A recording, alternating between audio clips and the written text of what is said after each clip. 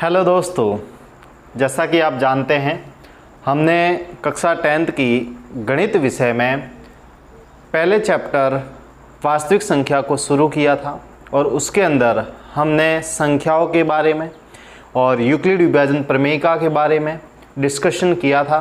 आज हम उससे आगे और पढ़ते हैं, ध्यान से समझिएगा, ठीक है ना। तो चलो आगे बढ़ते हैं। तो कल हम एक उदाहरण के थ्रू ये समझ चुके थे कि यूक्लिड विभाजन प्रमेयिका क्या है। आज उसका देखो बुक के अंदर जो कथन दिया गया है उसको लिखते हैं। यूक्लिड विभाजन प्रमेयिका, विभाजन प्रमेयिका देखो ये क्या कहती है। ये कहती है दो धनात्मक पूर्णांक a और b दिए रहने पर, जिसमें से a बड़ा है b से, तो दो अद्वितीय संख्याएं q और r इस प्रकार विद्यमान होगी कि a बराबर bq प्लस r, जहां r का मान b से छोटा है और 0 के बराबर या उससे बड़ा है। यह है यूक्लिड विभाजन प्रमेयिका। तो इसको हम देखते हैं। तो देखो दो धनात्मक पूर्णांक, साथ साथ लिखते जाइएगा, दो धनात्मक पूर्णांक a व b दिए रहने पर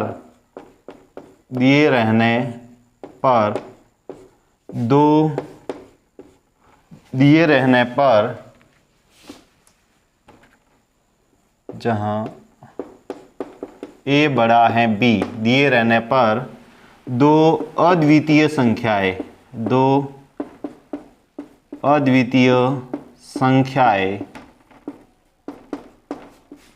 q व r इस प्रकार विद्यमान हैं कि a बराबर bq प्लस r, ठीक है ना। जहां ये r मतलब शेषफल, रिमाइंडर, ये जो है वो b से छोटा होता है और 0 के बराबर या उससे बड़ा होता है। तो ये है यूक्लिड विभाजन प्रमेयिका।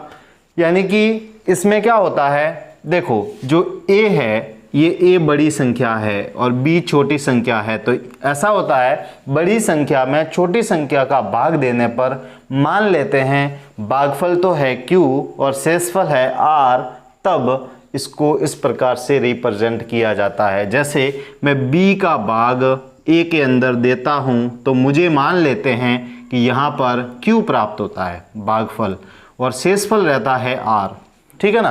तो ये यूक्लिड विभाजन प्रमेयिका ये कहती हैं कि ये भाज्य जो है ना, ये भाज्य बराबर होगा भाजक इंटू भागफल प्लस शेषफल, जहां ये जो शेषफल का मान है ये मान इस जिससे हमने भाग दिया है उस भाजक से हमेशा छोटा होगा और 0 के बराबर या उससे बड़ा होगा। ये है हमारी यूक्लिड विभाजन प्रमेयिका। अगर इसको संख्या के रूप में अगर हम देखें, मान लेते हैं हमारे पास में एक संख्या है 124 और एक संख्या है मान लो 12। तो यहाँ पर आप देखेंगे कि बड़ी संख्या है 124 और छोटी संख्या है 12। तो इसमें बड़ी कौन सी है, 124। तो इस बड़ी संख्या में इस छोटी संख्या का हम भाग देकर देखते हैं। तो देखो भाग देंगे तो यहाँ पर देखिए आप, देखो 12 का भाग कितनी बार गया, एक बार। यहाँ पर कितने बचे, 12। अब 4 में नहीं जा रहा है, 0 बार जाएगा। कितनी बार, 0 बार। अब कितने बचे, 4। तो ये इस टाइप से होगा। तो यहाँ पर अच्छे से देखते हैं तो हमें क्या प्राप्त हुआ। देखो यहाँ पर ये जो भाज्य है ये यहाँ पर होगा a, क्या है ये a है, ये हमारा क्या है b है और ये हमारा q है भागफल और ये है हमारा शेषफल r। तो इसको यानी किसी भाग को हम रिप्रेजेंट इस टाइप से यूक्लिड विभाजन प्रमेयिका से कर सकते हैं। तो करते हैं, देखिए ये है हमारा भाज्य बराबर भाजक इंटू भागफल प्लस शेषफल। ये होगा यूक्लिड विभाजन प्रमेयिका का रिप्रेजेंटेशन।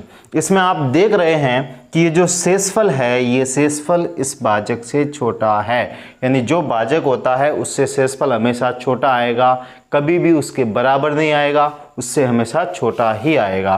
तो इस टाइप से ये थी यूक्लिड विभाजन प्रमेयिका। इस प्रमेयिका का उपयोग करके हम दो संख्याओं के HCF को निकालना सीखेंगे, ठीक है ना। तो उसको हम देखते हैं। देखिए आगे, अब हम बात करते हैं यूक्लिड विभाजन एल्गोरिथम की, जिसके द्वारा हम दो संख्याओं का HCF ज्ञात करना सीखेंगे। तो आइए देखते हैं यूक्लिड विभाजन एल्गोरिथम किस प्रकार से कार्य करती हैं और ये किस प्रकार से दो संख्याओं का HCF ज्ञात करने की चरणबद्ध विधि है, उसको समझते हैं। तो देखिए, सबसे पहले यूक्लिड विभाजन एल्गोरिथम द्वारा HCF ज्ञात करना। यूक्लिड विभाजन एल्गोरिथम द्वारा HCF ज्ञात करना, इसको हम देखते हैं। देखिए, एक उदाहरण लेते हैं जो आपकी बुक के अंदर है। पहला उदाहरण, सबसे पहला उदाहरण है आपकी बुक के अंदर, वो है 4052 और 12576। इन दोनों संख्याओं का HCF ज्ञात करना है। किस विधि से? यूक्लिड विभाजन एल्गोरिथम द्वारा। तो देखते हैं किस प्रकार से करेंगे। तो सबसे पहले ये आपको ये समझना है कि ये एक चरणबद्ध विधि है, जिसको चरणों द्वारा किया जाएगा। पहले चरण में क्या होगा, दूसरे चरण में किस प्रकार से होगा, तीसरे चरण के अंदर किस प्रकार से होगा, तो वो देखना आपको। तो सबसे पहले इस विधि को स्टार्ट करने से पहले आप लिखेंगे कि 4052 और 12576 के लिए यूक्लिड विभाजन एल्गोरिथम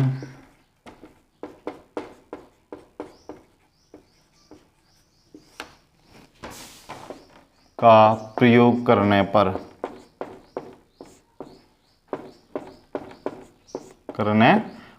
तो पहला है चरण फर्स्ट। देखो, चरण फर्स्ट हमें क्या कहता है, इसको समझेंगे। तो चरण फर्स्ट में क्या करना है, देखो चरण फर्स्ट क्या कहता है। चरण फर्स्ट के अंदर हम क्या करेंगे, तो चरण फर्स्ट में सबसे पहले यहाँ पर देखना है, यहाँ बड़ी संख्या कौन सी है। तो यहाँ पर बड़ी संख्या है 12576। ये बड़ी है किससे, 4052 से। किससे? 4052 से। तो ये बड़ी है, तब 4052 व 12576 के बीच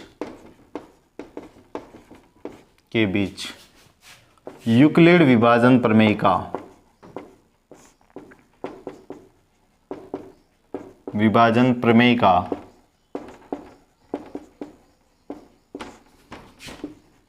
प्रयुक्त करने पर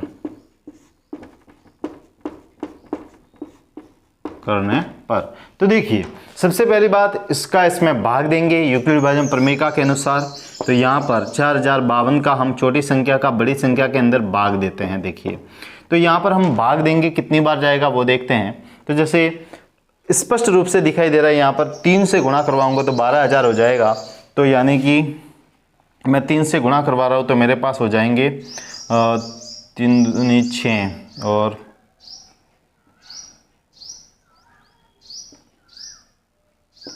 ये आ जाएगा, ठीक है ना। ये कितनी बार गया, 3 बार। कितनी बार?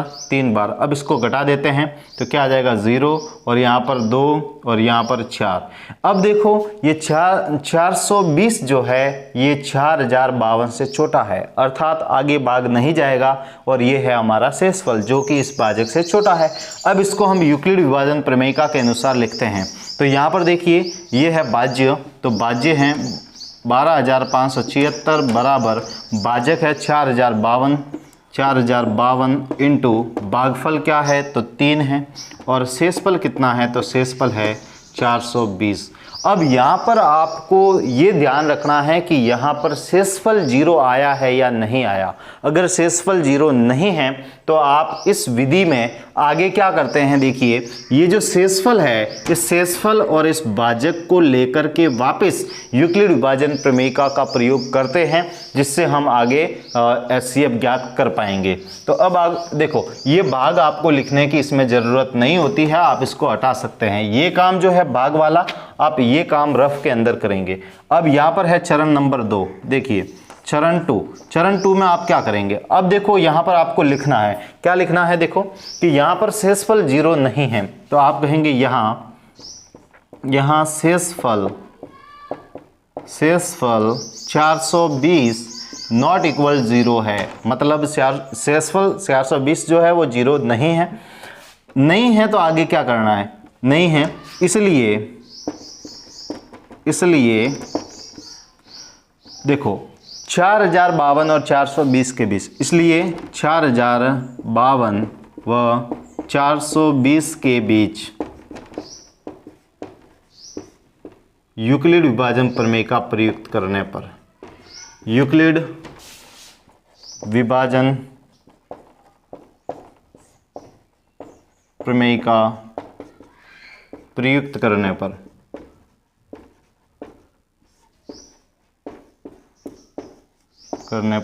देखिए अब यहाँ पर हम क्या करेंगे, देखो इसका छोटी संख्या का बड़ी संख्या के अंदर भाग देंगे। तो देखो 420 का आप भाग देंगे किसके अंदर, 4052 के अंदर। तो आपको स्पष्ट रूप से दिखाई दे रहा होगा समथिंग कितनी बार जाएगा, 7-8 बार लगभग। देखते हैं, देखो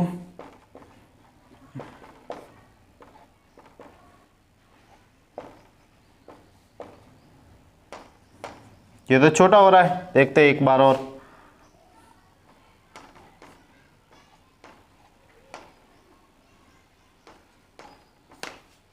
हाँ अब अगर और देखेंगे तो बड़ा हो जाएगा। अब हम बात करें, ये 9 बार जा रहा है, कितनी बार, 9 बार। तो 9 बार कितने आए, 3780 ये आ गए। अब इसको इसमें से घटाना है, घटाने के बाद में क्या मिलेगा, देखो 2, यहाँ पर 10 हो जाएंगे, यहाँ पर हो गए 15, 15 में से 8 गए तो कितने बचे आपके 7।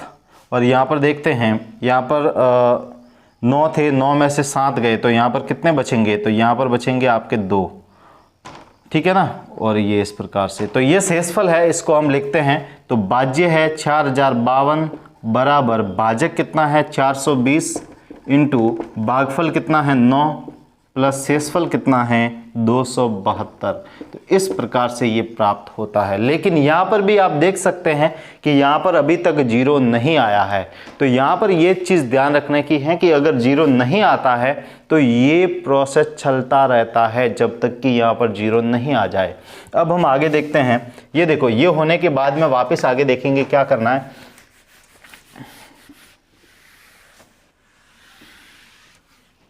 देखो ये यहाँ पर आप क्या करेंगे, इसका इसमें भाग देंगे वापस पुनः।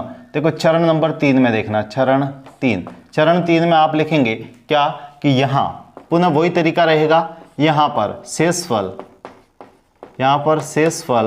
272 नॉट इक्वल 0 है, इसलिए 420 और 272 के बीच, 420 व 272 के बीच यूक्लिड विभाजन प्रमेय का प्रयुक्त करने पर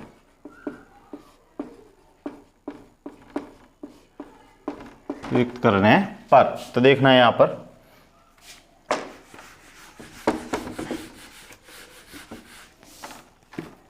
देखिए आप इसको 272 को इसमें भाग देना है। तो 272 का हम भाग देंगे किसके अंदर, इस 420 के अंदर। तो आपको स्पष्ट रूप से दिखाई दे रहा होगा कि अब अगर हम 2 से गुणा कर दे तो इससे ज़्यादा हो जाएगा। हम एक ही बार इसमें भाग देंगे 272 का, तो यहाँ पर कितने प्राप्त होते हैं देखो। तो यहाँ पर आ जाएंगे 8 और यहाँ पर इसको दे देंगे 11 हो जाएंगे। 11 में से 7 गए तो यहाँ पर आ जाएंगे 4 और यहाँ पर 3 थे, 3 में से ये 2 गए 1। अब यहाँ पर देखो ये शेषफल है 148। अब यहाँ पर इसको लिखते हैं ये बाज्य बराबर भाजक इंटू भागफल, भाजक इंटू भागफल प्लस शेषफल, शेषफल इस टाइप से। तो यहाँ पर आप देख सकते हैं कि यहाँ पर अभी तक ज़ीरो नहीं है, तो ये प्रोसेस चलता रहेगा। तो आगे देखना अच्छे से। यहाँ पर हम चरण 4 की बात करते हैं। चरण 4, यहाँ शेषफल 148 नॉट इक्वल 0 है, इसलिए 272 व 148 के बीच यूक्लिड विभाजन प्रमेय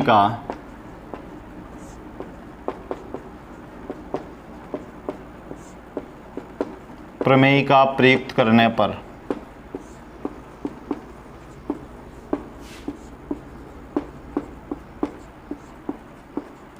तो देखिए 148 का हम इसके अंदर भाग देंगे, तो 148 का भाग देना है 272 के अंदर, तो कितनी बार जाएगा देखिए।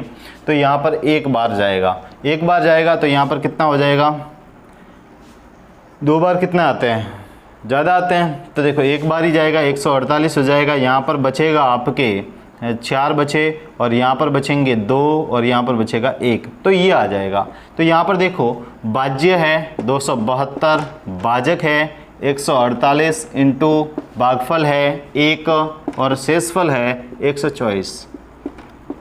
यहाँ पर भी शेषफल 0 नहीं है। हम आगे बढ़ते हैं इसी प्रकार से। देखो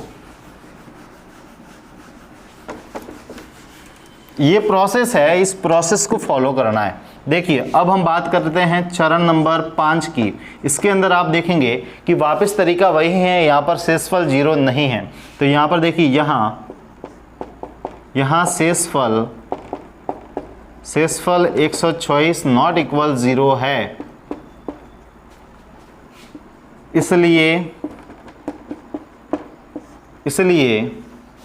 148 व 124 के बीच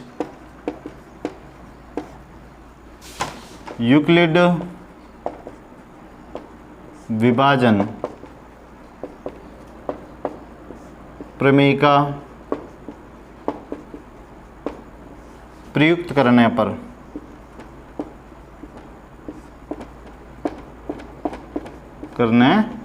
तो यहाँ पर देखिए, तो हम क्या कर रहे हैं, इसका वापस भाग देंगे। देखो 124 का इसमें भाग देना है, 124 का भाग देना है 148 के अंदर। तो यहाँ पर देखो ये एक बार भाग जाएगा, 124 आ जाएगा, और यहाँ पर आप घटाएंगे तो कितने आ जाएंगे, 24। तो यहाँ पर देखिए अब यहाँ पर शेषफल अभी तक 0 नहीं है, वापस वही प्रोसेस, भाज्य बराबर भाजक इंटू भागफल प्लस शेषफल। तो यहाँ पर भी शेषफल 0 नहीं है। आगे बढ़ते हैं। देखो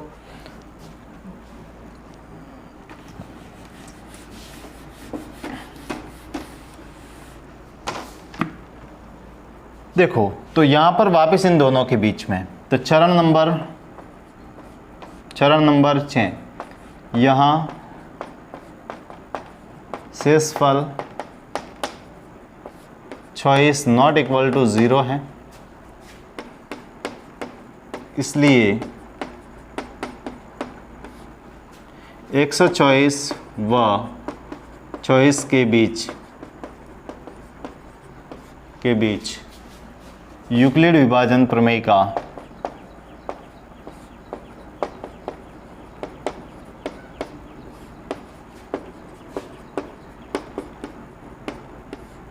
प्रयुक्त करने पर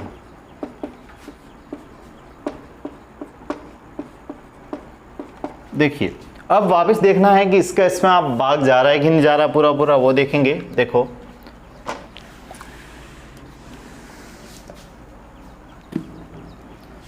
चॉइस का भाग दे रहे हैं 124 के अंदर, कितनी बार जाएगा, देखो 6 बार जाएगा नहीं।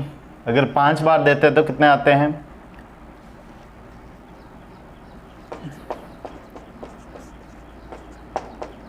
120 आ रहे हैं 5 बार, 5 बार 120, कितने बचे 4। तो इसको लिखते हैं, देखो बाज्य बराबर बाजक इंटू भागफल प्लस शेषफल। यहाँ पर b नहीं है 0, तो अब हम आगे देखते हैं। देखो बहुत ज़्यादा हो रहा है ना, तो ये बड़ी संख्या है इसलिए इतना बड़ा हो रहा है, नहीं तो छोटा होता है। ठीक है, अब देखिए चरण नंबर 7, इसमें देखो यहाँ पर शेषफल 0 नहीं है, तो यहाँ शेषफल 4 नॉट इक्वल टू 0 है, नॉट इक्वल टू 0 है। इसलिए चौबीस व 4 के बीच यूक्लिड विभाजन प्रमेय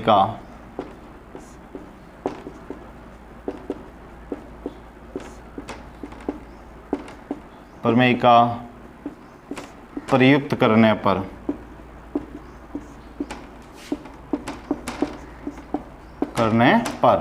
तो देखो इसको देखते हैं, 4 का भाग देना है 24 के अंदर, तो यहाँ पर जाएगा पूरा 4 का भाग 624, ये हो जाएगा 0। तो अब यहाँ पर देखिए शेषफल 0 है, तो लिखेंगे पहले बाज्य बराबर भाजक इंटू भागफल प्लस शेषफल।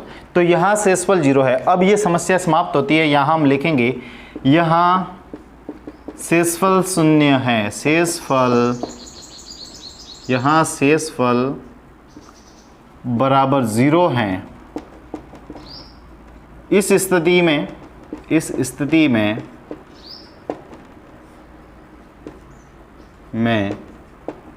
भाजक यानी शेषफल 0 है, उस स्थिति में भाजक कौन था, यानी किससे भाग दिया था 4 से, तो भाजक 4 हैं। इसलिए HCF बराबर 4 होगा। यानी कि HCF इस विधि के अंदर जब शेषफल 0 होता है उस कंडीशन में किस भाजक द्वारा भाग दिया गया वही भाजक हमारा HCF होता है। तो ये है इसके अंदर, इस विधि के अंदर। इसको ये तो क्या है कि बड़ी संख्या थी इसलिए इतना बड़ा हो गया, और अगर छोटी संख्या होती है, नॉर्मल संख्या होती है, तो उसके लिए छोटा होगा। ठीक है ना, घबराए नहीं। और ये एक मेथड है, इस मेथड को अच्छे से समझे। भाषा भी लगभग सेम है, हर चरण के अंदर लिखने का तरीका सेम है, भाग करना आपको आता है, इस प्रकार से रिप्रेजेंट करना भी आपने सीख लिया होगा, तो HCF निकालना बहुत आसान है। ठीक है ना।